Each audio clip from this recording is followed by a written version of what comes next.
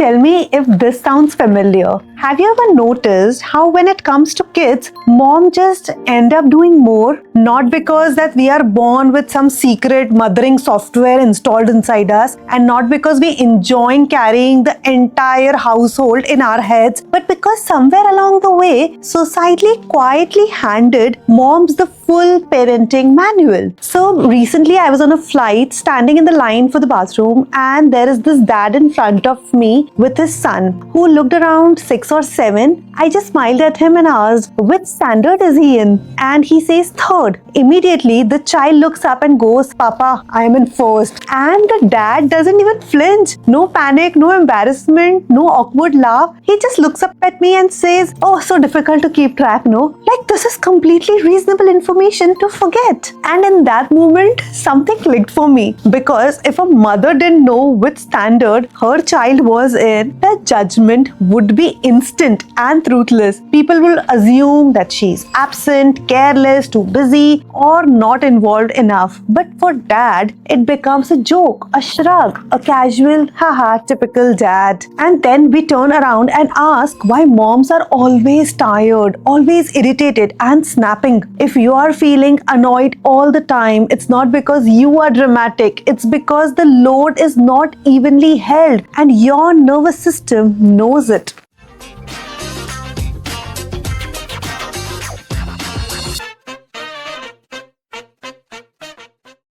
If you're new here, I am Rahela Tayyebi. I am a trauma-informed parenting coach, and I work with parents who love their kids so deeply but are exhausted, are overwhelmed, and often quietly resentful without fully understanding why. And today we are talking about something that so many couples feel but don't really have language for. Why moms end up doing more, why dads often seem clueless when they can genuinely care.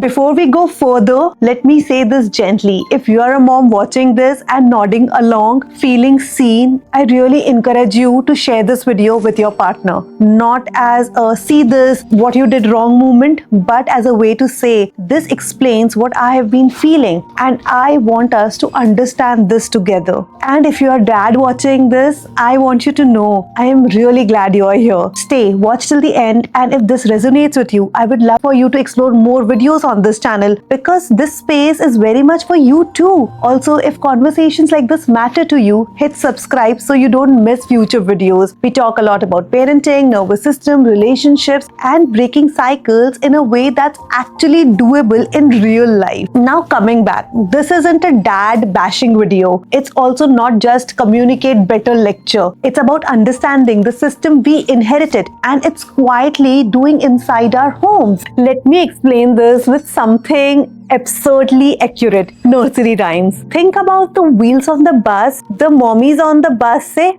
shh, shh, shh.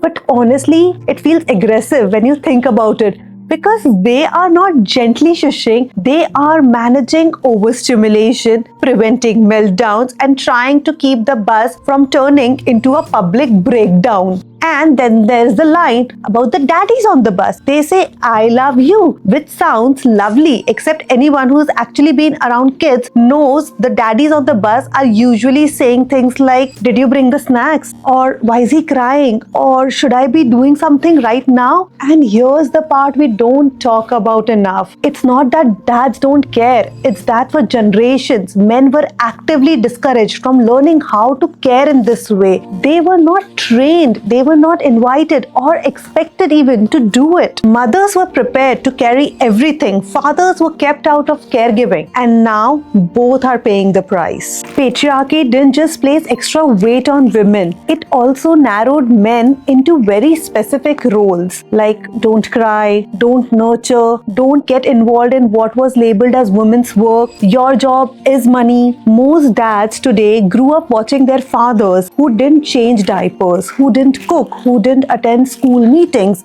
didn't know their kids' friends, and definitely didn't say, "I love you" out loud. They were around, but not really involved. So now these men become fathers in a completely different world, where the expectation is emotional availability, equal parenting, and deep involvement. But nobody ever showed them how to do that. There was no practice.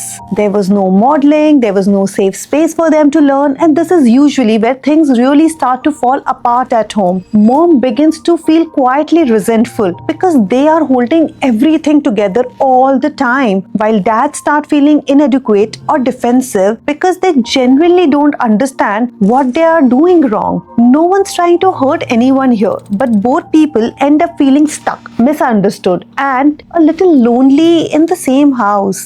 And this matters when you are the first generation trying to break a pattern that's been around for decades, sometimes centuries. You are going to be clumsy. You are going to get it wrong before you get it right. That's not failure. That is what real-time learning is. And honestly, this exact place of feeling stuck and frustrated is the reason I created my free webinar called Bridge the Gap in Parenting. It's for parents who are watching this and thinking, this is us. In that session, we talk about how your child brain actually develops, why co-regulation works better than shouting, or consequences, why so many parents can't parent the way they want to, even when they know better, and how you can start breaking these cycles gently without blaming yourself or your partner. If you're watching this on YouTube, you can join the next batch completely free. The link is in the description, and I would really love for you to be there. Now coming back to why moms always snap. When a dad asks something like, which clothes should I pack for him? The mom usually doesn't lose it because of the question itself. She loses it because her brain is already running 10 tabs in the background. She is tracking whether the child ate enough, whether the water bottle is packed, when the next vaccine is due, whether the school diary was signed, and what's for dinner. This is the mental load, the invisible non-stop planning that keeps everything functioning, and when one person carries most of it for long enough, the irritation is inevitable. Moms aren't irritated because dads are incapable. They are irritated because the system never prepared dads, and moms end up holding the consequences of that gap. Now here's the part that's most uncomfortable but very, very important. Moms also participate in this dynamic, often without realizing it. A man can manage a business, handle huge responsibilities, and make big decisions. But when it comes to parenting,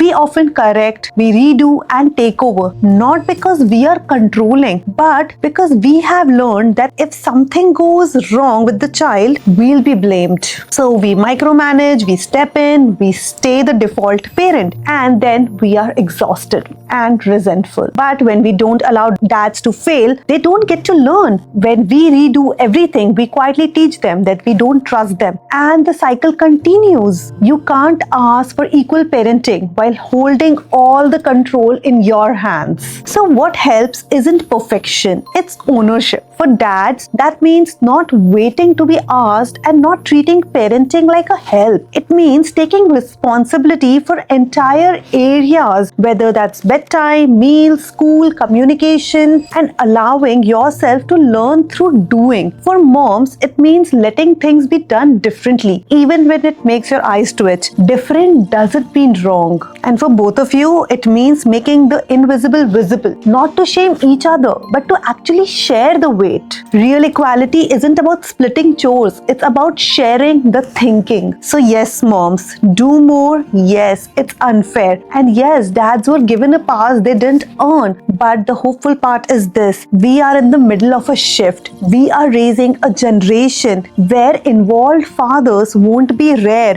where girls won't grow up believing they have to do everything, and where boys will know how to care. That kind of change doesn't come from perfect parents. It comes from people willing to notice, to get uncomfortable, and to learn what they were handed. So if you are a mom carrying too much, you are not just imagining it. If you are a dad trying to do better, please don't stop. And if breaking generational patterns, healing old wounds, and building a calmer and more connected home matters to you, I would love for you to subscribe to this channel.